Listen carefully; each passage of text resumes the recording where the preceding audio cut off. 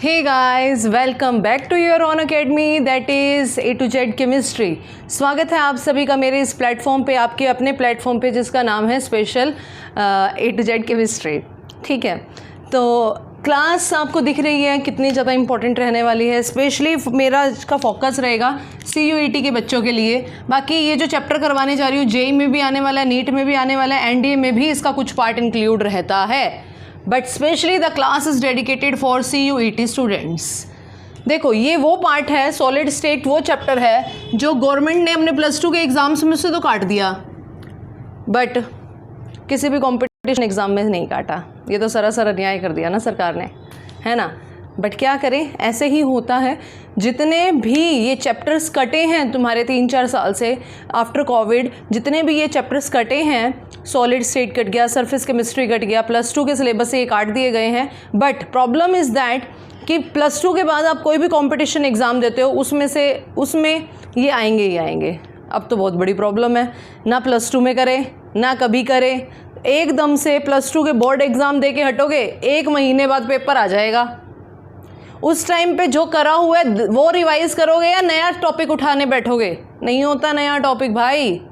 इसीलिए the class is dedicated to class 11th, class 12th, specially for dropper students and CUET की जो इस time पे तैयारी कर रहे हैं वो भी इस क्लास को देख के अपना पूरा का पूरा फ़ायदा उठा सकते हैं।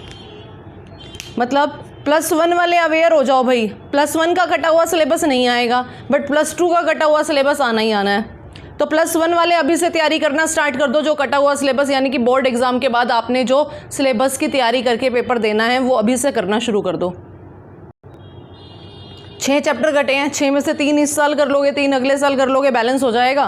तो कम से कम एक जो चैप्टर आज करवाने जा रही हूँ, जो चैप्टर हम स्टार्ट कर रहे हैं उस चैप्टर को तो आप लोग कर सकते हो। बहुत अच्छा चैप्टर है, बहुत इंपॉर्टेंट चैप्टर है +1 के लिए, +2 के लिए, CUET के लिए, NDA के लिए, ऑल कंपटीशन एग्ज़ाम्स के लिए ये चैप्टर उतना ही इंपॉर्टेंट रोल प्ले करेगा। JEE के लिए, नीट के लिए, NDA के लिए, CUET के लिए। तो इसके इम्पोर्टेंस को आप समझ गए होंगे। ये क्लास +1 +2 बोथ के लिए वेरी वेरी वेरी वेरी, कितनी वेरी लगा लो उतनी ही वेरी कम है, सबसे ज़्यादा इंपॉर्टेंट क्लास है। तो मैं चैप्टर स्टार्ट करने जा रही हूँ सॉलिड स्टेट। नाम से ही क्लियर हो रहा है ठोस अवस्था की हम बात कर रहे हैं, सॉलिड स्टेट की हम बात कर रहे हैं। सॉलिड स्टेट किसका सबसे पहले आया था हमारे पास? कौन? मैटर। मैटर क्या होता है? Anything that occupies space, possesses mass and volume.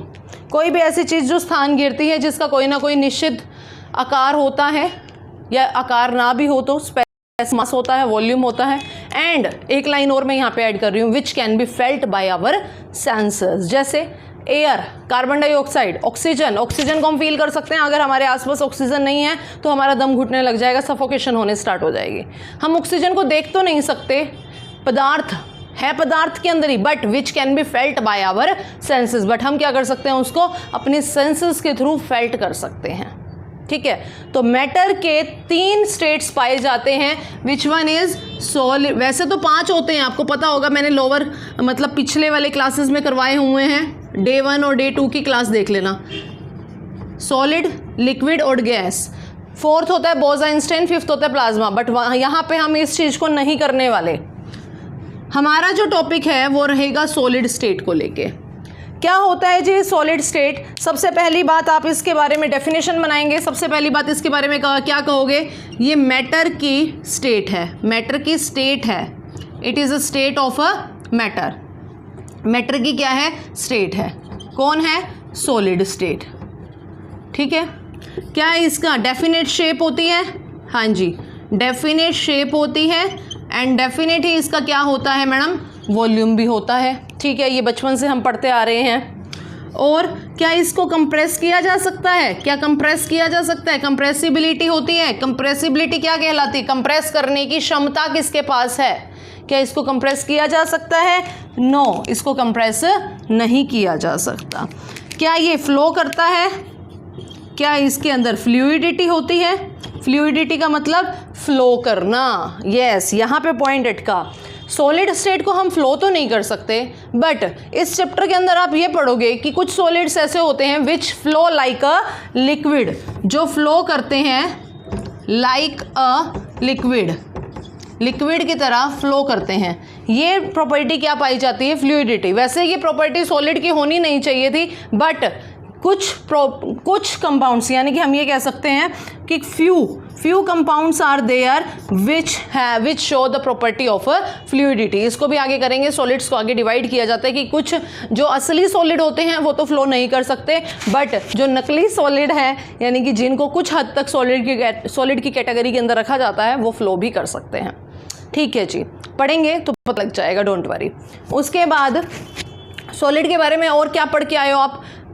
क्या इसके सबसे मेन बात आपने ये पढ़ी है सॉलिड के बारे में। सॉलिड के जो पार्टिकल्स होते हैं जुड़े हुए होते हैं, क्लोज्ड। सॉलिड के पार्टिकल्स ऐसे जुड़े हुए होते हैं। The particles are close together to each other. The particles are close together. सारे के सारे पार्टिकल्स आपस में क्या हैं? जुड़े हुए हैं। The particles are very much close. Particles बहुत ज़्यादा क्या हैं? क्लोज हैं। ठीक है, पार्टिकल्स के बीच में जो स्पेस है वो ना के बराबर है। There is a negligible space in between the particles. ठीक है, ये सारे फटाफट से इसका स्क्रीनशॉट ले लो। तो डेफिनेशन इन सबको मिला के क्या बनेगी सॉलिड स्टेट की? सॉलिड स्टेट की डेफिनेशन बनने वाली है, it is a state of matter which have a definite shape and volume which do not compress but flow like a liquid. कुछ हद तक ये फ्लो कर सकता है लिक्विड के साथ। ये लाइन जो अभी समझ नहीं आ रही, अभी 5 मिनट के अंदर समझ आने लग जाएगी। ठीक है, तो हमें सबसे पहले पता लग गया सॉलिड क्या होता है। दिखने में कुछ ऐसा होता है जिसके पार्टिकल्स जो होते हैं वो बहुत ज़्यादा क्लोज टुगेदर होते हैं, आपस में जुड़े हुए होते हैं। ये सब आप 9th क्लास से पढ़ते हुए आ रहे हो। अब हमारे पास है सॉलिड कितने प्रकार का होता है, सॉलिड के टाइप्स। सॉलिड 2 टाइप्स का होता है। Solid are of 2 types, crystalline solid, crystalline solid and amorphous solid. very important। Crystalline solid और अमोर्फस सॉलिड में से एक क्वेश्चन अटक ही जाता है। अगर हम बात करते थे बोर्ड एग्जाम की तो सब्जेक्टिव क्वेश्चन में ये क्वेश्चन बहुत इंपॉर्टेंट माना जाता था, बट अभी हमने यहाँ पे बोर्ड एग्जाम की तैयारी नहीं करनी, तो इस चैप्टर के अंदर 2-2 3-3 डेरिवेशन है। वो डेरिवेशन तुम्हें ड्राइव नहीं करवाऊंगी, डायरेक्ट फॉर्मूला तुम्हें याद करवाऊंगी। क्या फ़ायदा टाइम वेस्ट करने का? हमने डेरिवेशन ड्राइव तो करनी ही नहीं, हमने कॉम्पिटिशन एग्ज़ाम में सिर्फ फॉर्मूला याद करना है। हमें तो MCQ सॉल्व करने से मतलब है। तो जितना सरकार ने कटवा दिया है उसका तो फ़ायदा उठाओ भाई। ज़्यादा डिटेल में ज़्यादा उतना नहीं पढ़ना कि पूरी की पूरी डेरिवेशन का एक एक स्टेप हम सॉल्व करके देख रहे हैं। नहीं, हमने न्यूमेरिकल्स करने हैं, हमने अपने फॉर्मूला को करना है और अपने कंसेप्ट को अप्लाई करना है। ठीक है, तो 2 दिन के अंदर, मैक्सिमम 3 दिन के अंदर इस चैप्टर को ख़त्म कर दूँगी। आज कोशिश करती हूँ आधा ख़त्म करने की, पार्ट 1 और पार्ट 2 बना के ख़त्म कर दूँगी, नहीं तो हद मार के पार्ट 3 बनेगा। क्रिस्टलाइन सॉलिड क्या होता है, अमोर्फस सॉलिड क्या है? सबसे पहले तो देखो क्रिस्टलाइन सॉलिड का मैं डायग्राम बनाने जा रही हूँ आपके सामने। ये है क्रिस्टलाइन सॉलिड। डायग्राम से ही आप समझ जाओगे। आप कहोगे मैडम ये तो सॉलिड ही है, इसमें क्रिस्टलाइन वर्ड क्यों लगा दिया? सॉलिड ही तो है ये, है ना। अभी मैं अमोर्फस सॉलिड बनाने जा रही हूँ, अब तुम्हें पता लगेगा कि फ़र्क क्या है दोनों के अंदर।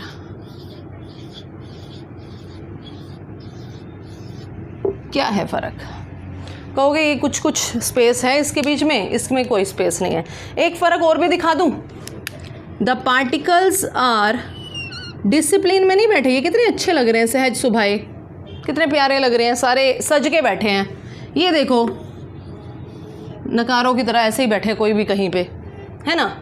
तो particles are regular order arrangement. इसके बीच में जो पार्टिकल्स हैं उनका अरेंजमेंट कैसा है? Regular order. ये पार्टिकल्स जो हैं ये क्या क्या हो सकते हैं? ये जो पार्टिकल्स हैं ये 3 टाइप के हो सकते हैं। ये एटम भी हो सकता है, ये आयन भी हो सकता है, ये कोई मॉलिक्यूल भी हो सकता है। वेरी इंपॉर्टेंट पॉइंट, MCQ में ये क्वेश्चन बन सकता है कि ये कौन कौन हो सकते हैं। इट में बी एटम, इट में बी आयन और इट में बी मॉलिक्यूल। ये रेगुलर ऑर्डर अरेंजमेंट है, जबकि इसके अरेंजमेंट पे आओ, क्या कोई रेगुलर सीक्वेंस दिख रहा है? नहीं जी, कोई भी कहीं पे आके बैठ गया। तो ये कौन सा है आपका? Irregular order arrangement. इसके अंदर इर्रेगुलर ऑर्डर अरेंजमेंट है। तो ये डेफिनेशन भी बन गई, ये रेगुलर ऑर्डर है, ये इर्रेगुलर। ध्यान दो, मैं आपको बोर्ड एग्जाम के लिए इस चैप्टर के लिए तैयार नहीं कर रही कि एक एक चीज़ एग्जैक्ट लिखवाऊँ। मैं सिर्फ इस चैप्टर को उतना तैयार करवाऊंगी जितना तुम्हारे कंपटीशन एग्जाम में ज़रूरत पड़े, क्योंकि बोर्ड से ये चैप्टर कट चुका है, ठीक है। तो अब हमने सिर्फ उतना ही करना है। अब आपको वो बड़ी बड़ी वीडियोस औरों की यूट्यूब पे देखने की ज़रूरत नहीं है जिसमें पूरा का पूरा चैप्टर 10 वीडियोस के अंदर कंटेन हो रहा है, और काम हमारा जब 2 वीडियो से चल सकता है तो हम 2 वीडियो से काम चलाएंगे भाई, टाइम बहुत कीमती है। तो ये पॉइंट टू पॉइंट बात करेंगे, क्योंकि हमने कंपटीशन एग्ज़ाम देना है इस चैप्टर का, हमने MCQ देने हैं, हमने सब्जेक्टिव पेपर अटैम्प्ट नहीं करना। ये रेगुलर है, ये इर्रेगुलर है, फर्स्ट पॉइंट। सेकेंड पॉइंट की बात करो, इसका मेल्टिंग पॉइंट क्या होता है? इसका मेल्टिंग पॉइंट बहुत शार्प होता है। मेल्टिंग पॉइंट पे आ जाओ। मेल्टिंग पॉइंट इसका क्या हो गया? शार्प या हाई कह दो। इसका मेल्टिंग पॉइंट हाई होता है, इसका मेल्टिंग पॉइंट लो होता है, ठीक है। थर्ड पॉइंट पे आ जाओ। थर्ड पॉइंट की अगर आप बात करें तो heat of fusion. Heat of fusion, fusion क्या होता है? फ्यूज़न एक प्रोसेस होती है जिसके अंडर सॉलिड कन्वर्ट हो सकता है लिक्विड में। जब सॉलिड लिक्विड में कन्वर्ट हो सकता है, ऐसी हीट क्या कहलाती है? Heat of fusion. तो इसमें क्या होती है? हाई। इसमें क्या होती है? लो।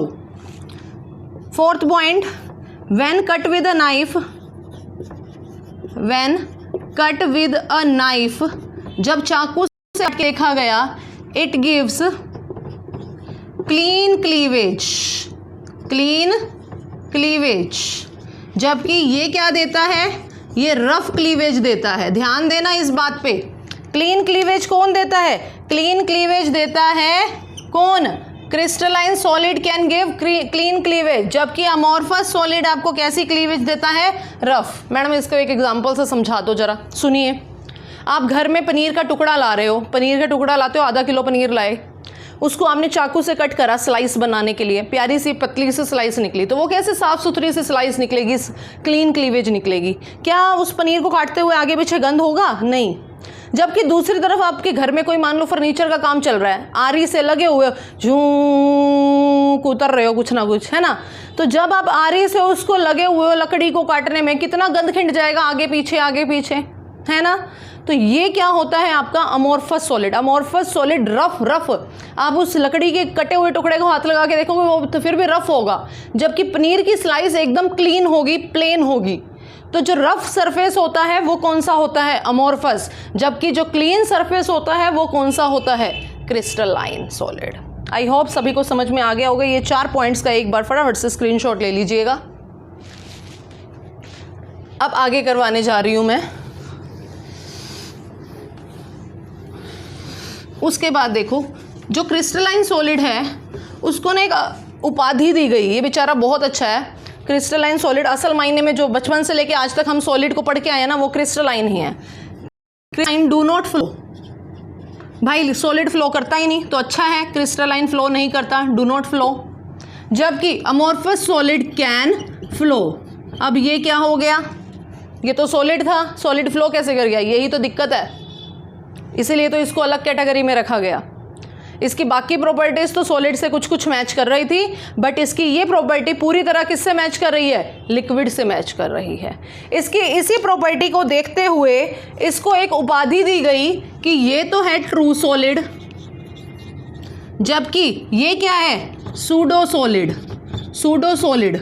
सूडो का मतलब क्या होता है भाई? सूडो का मतलब होता है false.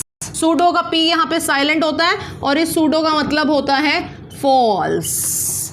Point to be clear. इसे क्या कहा गया? Pseudo solid. जबकि ये क्या कहलाता है? ये कहलाया ट्रू सॉलिड और ये क्या कहलाता है? Pseudo solid. पी साइलेंट होता है यहाँ पे, सूडो कहा जाता है इसको, ठीक है। तो ये है क्रिस्टलाइन सॉलिड और ये है आपका अमॉर्फस सॉलिड। डन। तो इसे ट्रू कह दिया, ये भी एक पॉइंट बन गया, और इसे क्या बन गया? सूडो। अब यहाँ पे देखिए, एक वर्ड समझा रही हूँ, इसकी प्रॉपर्टी अभी समझाऊंगी। एनाइसोट्रोपिक। ये क्या कहलाते हैं? Anisotropic in nature. इसका नेचर कैसा है? एनाइसोट्रोपिक। जबकि इसका नेचर कैसा है? आइसोट्रोपिक। मैडम ये एनाइसोट्रोपिक क्या है, आइसोट्रोपिक क्या है? अभी समझाती हूँ, बट उससे पहले एक बात याद कर लो, इसको याद कैसे रखना है। अमॉर्फस ए से शुरू हो रहा है ना, ए वाला, और एनाइसोट्रोपिक भी ए से शुरू हो रहा है। ए और ए वाला एक साथ नहीं आएंगे, ध्यान देना, मैंने तो ऐसे ही याद किया था। ए और ए वाला एक साथ नहीं आएंगे, ए और ए वाला अपोजिट दिशा में जा रहे हैं। जो अमॉर्फस के एग्जाम्पल में एनाइसोट्रोपिक नहीं है, और बच गया कौन सा दूसरा, आइसोट्रोपिक। आइसोट्रोपिक यहाँ आ गया, थोड़ा सा हिंट मिलना चाहिए, याद तो फिर हो जाता है। अब बात आती है आइसोट्रोपिक क्या कहलाता है, एनाइसोट्रोपिक क्या कहलाता है। आइसोट्रोपिक फटाफट से ले लो इसको, सुनो। आइसोट्रोपिक क्या होता है, एनाइसोट्रोपिक क्या होता है, पहले समझते हैं आइसोट्रोपिक। आइसोट्रोपिक, आइसोट्रोपिक में आइसो वर्ड का मतलब क्या है, आइसो, आइसो का मतलब सेम, ये मैंने अपनी एक वीडियो में डाला भी हुआ है। आइसोट्रोपिक, आइसो का मतलब सेम, ट्रोपिक का मतलब डिफरेंट पाथ। कहते हैं जब सेम फिजिकल प्रॉपर्टीज हो जाएं, जब फिजिकल प्रॉपर्टीज सेम हो। फिजिकल प्रॉपर्टीज कौन सी, like viscosity, like refractive index. Refractive index के लिए यूज किया आपने नीटा। कहता है आपने फिजिकल प्रॉपर्टीज ऑब्जर्व करनी है। फिजिकल प्रॉपर्टीज जब हम ऑब्जर्व कर रहे हैं अलग अलग पाथ से, फिजिकल प्रॉपर्टीज कौन सी, जैसे डेंसिटी हो सकती है, विस्कोसिटी हो सकती है, रिफ्रैक्टिव इंडेक्स हो सकता है। कहते हैं अलग अलग डिफरेंट प्रॉपर्टीज को डिफरेंट रास्ते में आप ऑब्जर्व करते हो। देखते हैं, एक बार अप्लाई करके देखते हैं। मैं एक स्ट्रक्चर बना रही हूँ यहाँ पे,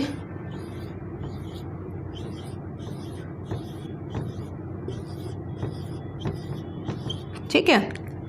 अब यहाँ पे देखिए, carbon carbon carbon carbon carbon carbon carbon carbon carbon carbon carbon carbon, ये हर जगह हमने कार्बन ले लिया। अब सुनिए, अब आप यहाँ पे खड़े हुए, कोई बच्चा यहाँ पे खड़ा है आंखें लगा के, यहाँ से प्रॉपर्टीज़ को ऑब्जर्व कर रहा है। कौन सी प्रॉपर्टीज़ ऑब्जर्व कर रहा है, फिजिकल प्रॉपर्टीज़ को ऑब्जर्व कर रहा है। जब वो पाथ, ये मैंने कहा ये है पाथ 1, पाथ 1 पे खड़ा होकर फिजिकल प्रॉपर्टीज़ को ऑब्जर्व कर रहा है, तो किसकी प्रॉपर्टीज उसको नजर आ रही हैं, सिर्फ और सिर्फ carbon carbon carbon carbon carbon carbon carbon. Path 2 पे आ जाओ, पाथ 2 सिर्फ और सिर्फ कार्बन, पाथ 3 सिर्फ और सिर्फ कार्बन, पाथ 4 सिर्फ और सिर्फ कार्बन। हम कर रहे हैं, अपना पाथ चेंज कर रहे हैं। Whenever we change our path, but the physical properties always remains the same. मेरी बात समझ में आ गई। जब आप अपना रास्ता बदल रहे हो, बट फिजिकल प्रॉपर्टीज हमेशा सिर्फ और सिर्फ किसकी देखी गई, only and only due to carbon. ऐसी प्रॉपर्टीज क्या कहलाती हैं, आइसोट्रोपिक। मतलब ऐसी प्रॉपर्टीज जो रास्ता कितना भी बदल दो, फिजिकल प्रॉपर्टीज पहले भी कार्बन की दिखाई दे रही थी, अब भी कार्बन की दिखाई दे रही है, physical properties remains the same. वो क्या कहलाता है, आइसोट्रोपिक। ठीक है, आई होप सभी को समझ में आ गया होगा। दूसरे डायग्राम से हम समझते हैं एनाइसोट्रोपिक। एनाइसोट्रोपिक समझाने के लिए मैं एक डायग्राम बनाने जा रही हूं। देखिए, यहां पे है मेरे पास NaCl, NaCl, NaCl, NaCl, NaCl, NaCl। Done. ये जो डायग्राम बनाने जा रही हूँ, अब यहाँ पे देखो, यहाँ से ऑब्जर्व करना शुरू कर दो। आपने फिर फिजिकल प्रॉपर्टीज ऑब्जर्व करनी है। दिस इज पाथ 1, पाथ 1 से ऑब्जर्व कर रहे हो। किसकी प्रॉपर्टीज नजर आ रही है, सिर्फ और सिर्फ सोडियम की। पाथ 2 से आप ऑब्जर्व कर रहे हो, किसकी प्रॉपर्टीज नजर आ रही हैं, सिर्फ और सिर्फ क्लोरीन की। पाथ 3 से ऑब्जर्व कर रहे हो, पहले क्लोरीन की, फिर सोडियम की, फिर क्लोरीन की, फिर सोडियम की। पाथ 4 से ऑब्जर्व कर रहे हो, पहले सोडियम की, फिर क्लोरीन की, फिर सोडियम की, फिर क्लोरीन की। बहुत ध्यान से देखिएगा। whenever you change your path, the physical properties remains, physical properties also same, also change। Path बदला, फिजिकल प्रॉपर्टीज बदल गई। पाथ बदला था, फिजिकल प्रॉपर्टीज पे कोई फर्क नहीं पड़ा था। यहां पे पाथ बदल दिया तो फिजिकल प्रॉपर्टीज भी बदल गई। फिजिकल प्रॉपर्टीज बदल रही हैं पाथ के बदलने के साथ। That is called anisotropic. Aniso का मतलब क्या रहता है, not same, not same. Physical properties बदला, फिजिकल प्रॉपर्टीज, पाथ बदला, फिजिकल प्रॉपर्टीज भी बदल गई। That is called non anisotropic. I hope सभी को समझ में आ गया होगा। तो क्रिस्टलाइन सॉलिड क्या कहलाता है, एनाइसोट्रोपिक, जबकि अमोर्फस सॉलिड क्या कहलाता है, आइसोट्रोपिक। डन। फटाफट से स्क्रीनशॉट लो और थोड़ा सा स्पीड बढ़ाते हैं। रब कर रही हूँ मैं इसको।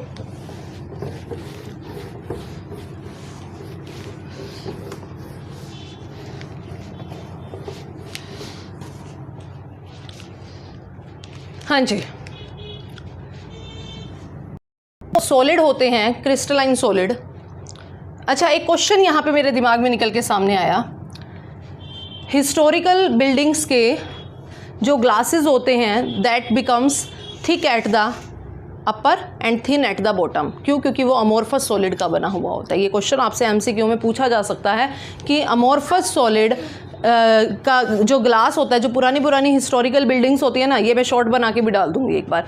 हिस्टोरिकल बिल्डिंग्स जो होती हैं उनके जो ग्राफ होते हैं, उनके जो ग्लास होते हैं वो ऊपर से पतले होते हैं, नीचे से मोटे होते चले जाते हैं, धुंधले होते चले जाते हैं। क्यों? क्योंकि वो जो ग्लास है एग्जाम्पल है अमोर्फस सॉलिड का, और अमोर्फस सॉलिड फ्लो कर सकता है।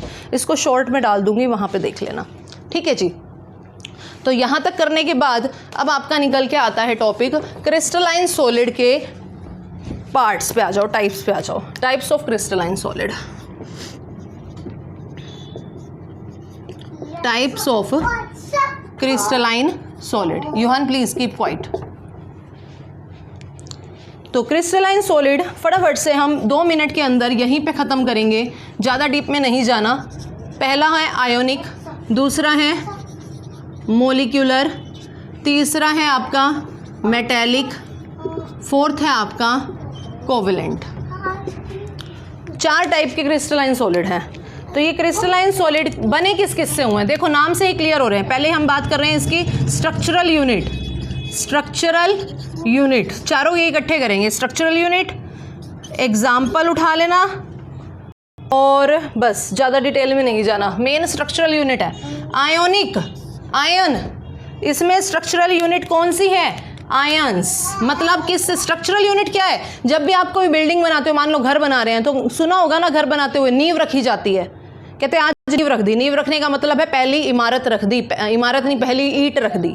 ऐसे ही वो ईंट जो है वो उसकी बेसिक यूनिट बनती है। सिमिलरली किसी भी क्रिस्टल सॉलिड को बनाने के लिए, किसी भी सॉलिड सब्सटेंस को बनाने के लिए जो बेस है वो तैयार करना बहुत ज़रूरी होता है, वो स्ट्रक्चर तैयार करना बहुत ज़रूरी होता है। तो स्ट्रक्चर को बनाने के लिए कोई एक छोटी सी यूनिट चाहिए, जो छोटी सी इकाई है। वो इकाई आयोनिक सॉलिड के केस में कौन है? आयंस। आयंस 2 टाइप के होते हैं आपके पास, कैटायन और अनायन। ये कैटायंस हो गए और ये क्या हो गए? अनायंस हो गए। एग्जाम्पल उठा लो, Na positive, Cl negative. Done.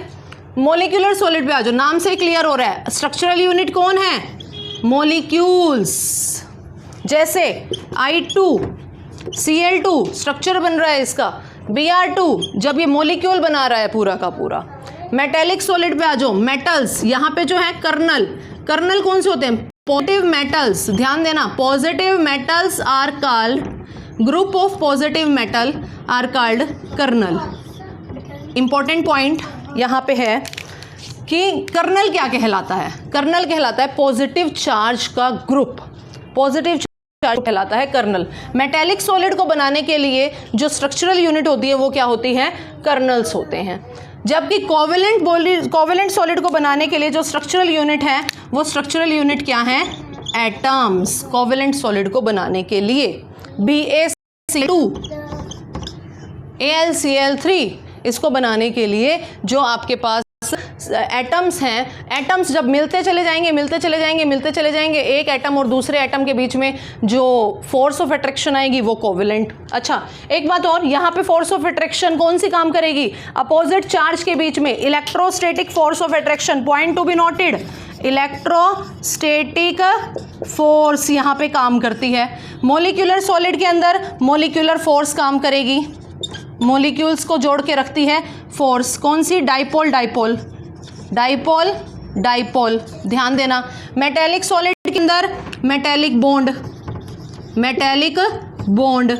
जबकि कोवेलेंट सॉलिड के अंदर बॉन्ड बनता है कोवेलेंट बॉन्ड। आधा तो नाम से ही पता लग गया, कोवेलेंट है तो कोवेलेंट बॉन्ड, मेटल है तो मेटेलिक बॉन्ड, मोलिक्यूल है तो डाइपोल डाइपोल, आयनिक है तो इलेक्ट्रोस्टैटिक फोर्स ऑफ अट्रैक्शन। फटाफट से इसका स्क्रीनशॉट ले लीजिएगा। नेक्स्ट पार्ट शुरू करने जा रही हूं मैं।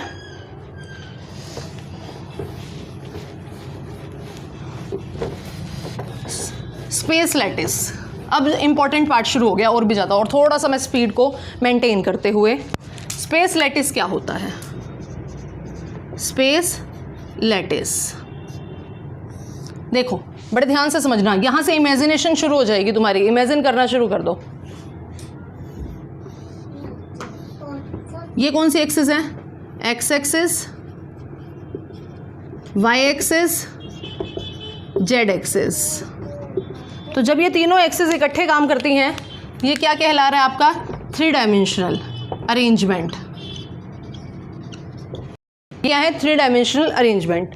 तो स्पेस लैटिस क्या होता है? Space lattice it is 3 dimensional arrangement. 3 dimensional arrangement, 3 dimension में हम अरेंजमेंट कर रहे हैं किस चीज़ का? एटम, आयन या मॉलिक्यूल। इन तीनों को हम क्या नाम दे सकते हैं? ये तीनों पार्टिकल हैं। पार्टिकल 3 टाइप का होता है, एटम भी हो सकता है, आयन भी हो सकता है, मॉलिक्यूल भी हो सकता है। It is a 3 dimensional arrangement. जैसे जिस कमरे में खड़े होकर मैं पढ़ा रही हूँ, आप जिस कमरे के अंदर बैठे हो वहाँ पे एक बार दीवारों की तरफ झांकिए। जो एक दीवार का कोना है, जैसे यहाँ पे जो दीवार है, इस दीवार का कोना है, या मैं कहूँ ये बोर्ड है आपके पास, ये बोर्ड का जो अगर हम यहाँ से देखें तो ये देखो 3 है, एक एक्स, एक वाई और एक यहाँ पे भी है, ये रही जो इसकी मोटाई है। समझ गए मेरी बात को? जैसे अगर हम बात करें इस डस्टर की, इस डस्टर की आप बात कर रहे हैं, तो इस डस्टर के अंदर 3 चीज़ें यहाँ पे काम कर रही हैं। एक्स एक्सिस, वाई एक्सिस, ये एक्स, ये वाई, और ये हो गई तुम्हारी Z axis. X axis, Y axis, और ये क्या हो गई? Z axis. तो ऐसे ही जैसे जब भी किसी स्ट्रक्चर को बनाया जाता है, किसी भी सॉलिड सब्सटेंस को बनाया जाता है, तो 3 डायमेंशन में एटम्स का अरेंजमेंट किया जाता है। तो it is a 3 dimensional arrangement. किस किस चीज़ का अरेंजमेंट है? एटम्स का, आयंस का या मॉलिक्यूल्स का। कहाँ पे? स्पेस के अंदर। It is a 3 dimensional arrangement of atoms, ions या molecule in space is called. Space के अंदर क्रिएट करे जाने वाली लैटिस। लैटिस एक तरीके का स्पेस के अंदर अरेंजमेंट है। किस किस का अरेंजमेंट? एटम का हो सकता है, वो आयन का हो सकता है, वो मॉलिक्यूल का भी हो सकता है। स्पेस लैटिस के बाद एक नई डेफिनेशन मेरे पास है, unit cell. Unit cell, unit cell को समझाते हुए मैं एक बात कहूँगी। आप एक बर्थडे पार्टी पे गए, मान लो आपका खुद का बर्थडे है, आपको एक फ्रेंड आपकी एक गिफ्ट दे के गई, ठीक है, इतना बड़ा था, आपने उसको खोला, उसके अंदर एक और बॉक्स, आपने चलो कहा कोई बात नहीं, और खोल, आपने उसको खोला, उसके अंदर एक और बॉक्स, फिर उसको खोला, फिर उसके अंदर और बॉक्स, फिर उसको खोला, फिर उसके अंदर और बॉक्स, फिर उसको खोला, फिर उसके अंदर और बॉक्स। ऐसे ही करते गए तो करते गए, तुम्हारा गया, हाय पता ही नहीं क्या निकलेगा, कुछ निकलेगा या नहीं, ये खाली माचिस की डब्बी निकल जाएगी। बॉक्स के अंदर बॉक्स के अंदर बॉक्स, बॉक्स के अंदर बॉक्स, बॉक्स के अंदर बॉक्स, वो सबसे जो छोटा माचिस की डिब्बी जितना बॉक्स होगा, दैट बॉक्स, जिसकी वजह से पूरी की पूरी यूनिट सेल ने जगह घेरी हुई थी। इस बॉक्स के अंदर ये वाला बॉक्स, इस बॉक्स के अंदर ये वाला बॉक्स, इस बॉक्स के अंदर ये वाला बॉक्स, इस बॉक्स के अंदर ये वाला, इसके अंदर ये वाला बॉक्स। अब मैं इसके स्पेस, ध्यान देना जरा, इसके ये जो सबसे छोटे वाला है, इसके स्पेस को अगर हर डायरेक्शन में बढ़ाती चली जाऊं तो बड़े वाले की जगह ले लेगा। उसके स्पेस को हर डायरेक्शन में बढ़ाती चली जाऊं तो वो और बड़े की जगह ले लेगा। उसके स्पेस को हर डायरेक्शन में बढ़ाती चली जाऊं तो वो और बड़े की जगह ले लेगा। यस, ले लेगा। तो यूनिट सेल क्या होता है? यूनिट का मतलब होता है single, one. Unit cell space lattice की सबसे छोटी इकाई है। यूहान please keep quiet. Unit cell क्या है? It is the smallest, small से भी ज्यादा छोटी, smallest, it is smallest unit in space which when repeated over and over again. लिख रही हूं मैं यहाँ पे, it is the smallest unit, कहाँ पे है? In space which when repeated, जिसको आप क्या कर रहे हो? रिपीट कर रहे हो, over and over again, bar bar repeat कर रहे हो, और रिजल्ट आपको क्या मिल रहा है? प्रोड्यूस हो रहा है क्या? प्रोड्यूस अ स्पेस, एक लैटिस निकल के सामने आ रही है। वो सबसे छोटी इकाई आपकी क्या कहलाएगी? वो छोटी से छोटी इकाई हमारी कहलाती है यूनिट सेल। आई होप आपको समझ में आ रहा होगा। फटाफट से इसका स्क्रीनशॉट ले लीजिएगा, ये डेफिनेशन बहुत इंपॉर्टेंट है। उसके बाद आ जाओ आगे, यूनिट सेल कितने टाइप की होती है? यूनिट सेल 2 टाइप की होती है।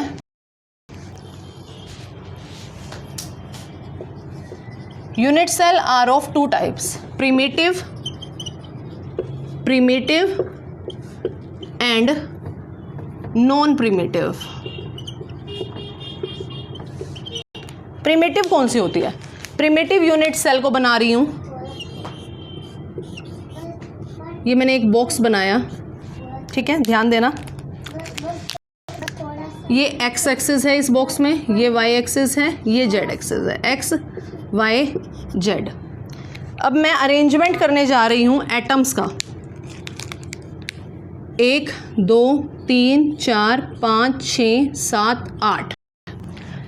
जिस रूम में आप बैठे हो, जिस रूम में खड़े हो, मैं यहाँ पे खड़ी हूँ तो मैं यहाँ पे काउंट करूँगी। कॉर्नर को देखो, 4 दीवारी होती हैं, चारों कॉर्नर को देखो। First corner, second corner, third corner, fourth corner, fifth corner, sixth corner, seventh corner, eighth corner. 8 corner पर नंबर ऑफ एटम्स प्रेजेंट हैं। When number of atoms, ions या molecules are present only and only at the corner, सिर्फ और सिर्फ 8 किनारों पर। जहां पे बैठे हो वहां पे नजरें घुमा के देखो, काउंट करो मेरी तरह। मम्मी कहेगी पागल होगी, हो जाने दो, काउंट करिए खाली दीवारों में। क्या तारे गिन रही है? क्या मैं गिन रही हूँ? 1 2 3 4 5 6 7 8। हर बच्चे का हाथ ऐसे ऊपर रेज करना चाहिए। हर बच्चे का हाथ ऐसे ऊपर रेज करके 1 2 3 4 5 6 7 8। डन। तो कितने कॉर्नर हैं जरा मुझे बताना? 8 कॉर्नर हैं। ये 8 कॉर्नर मैंने यहाँ पे डिज़ाइन कर दिए। ये 8 कॉर्नर ही एटम्स बता रहे हैं। जब एटम सिर्फ और सिर्फ कहाँ पे प्रेजेंट हो? Only and only at the corner. जब एटम सिर्फ और सिर्फ कॉर्नर पे प्रेजेंट हो तब वो आपके क्या कहलाते हैं? Primitive unit cell. Non primitive पे आ जाओ तो यहाँ पे एटम्स कहाँ प्रेजेंट हैं? Only at corner. जबकि यहाँ पे क्या है? इसको बनाए एक बार, इसको बना लेते हैं।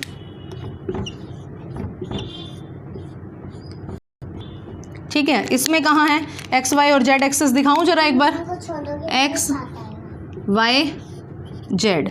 इसमें एटम्स कहाँ कहाँ प्रेजेंट हैं? कहता कॉर्नर तो वही 1 2 3 4 5 6 7 8। यहाँ गलत बन गया, ये है। ठीक है, ये 8 कॉर्नर्स बना दिए। कहता है कॉर्नर एटम्स कहाँ कहाँ होंगे? कॉर्नर प्लस कुछ और भी होगा। कहता है कॉर्नर पे तो है, कॉर्नर से उसका पेट भर गया। एक कहीं और भी है, मैंने कहा स्पेशल जगह, स्पेशल पोजीशन। जब कॉर्नर के साथ साथ किसी स्पेशल पोजीशन पे भी एटम्स प्रेजेंट हैं, वो स्पेशल पोजीशन कौन सी हो सकती है? अलग अलग हो सकती है। नॉन प्रिमिटिव के टाइप्स में चली गई वो। जब स्पेशल पोजीशन बॉडी होगी, बॉडी मतलब बॉडी के बीचों बीच, मैं पूरी एक बॉडी हूँ, मेरे बीचों बीच यहाँ पे ये पूरी एक बॉडी है, बॉडी के बीचों बीच जिस कमरे में आप बैठे हो उस कमरे के बीचों बीच हवा में एक बड़ा सारा एटम प्रेजेंट है, वो क्या कहलाता है? बॉडी वाला। और जब फेस, जितनी दीवारें हैं, जैसे ये एक दीवार है, ये एक दीवार है, इस दीवार में यहाँ पे मैंने एक एटम बना दिया, बड़ा सारा दीवार में एक एटम बना दिया। ऐसे आपके पास 1 2 3 4 5 6 टोटल 6 फेसेस आपके पास हैं। जब कॉर्नर प्लस फेस पे, 8 कॉर्नर पे तो एटम है ही हैं, साथ में फेसेस पे भी एटम प्रेजेंट हैं, वो आपका क्या कहलाता है? फेस। उसको क्या कहते हैं? नाम बता देती हूँ जरा इसका।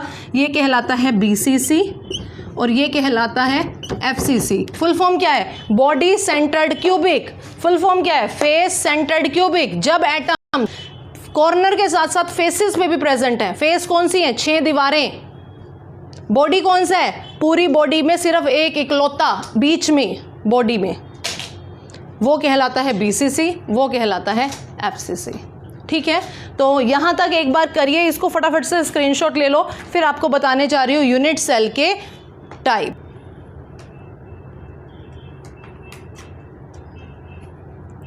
तो अब आपके पास सामने ऑफ यूनिट सेल।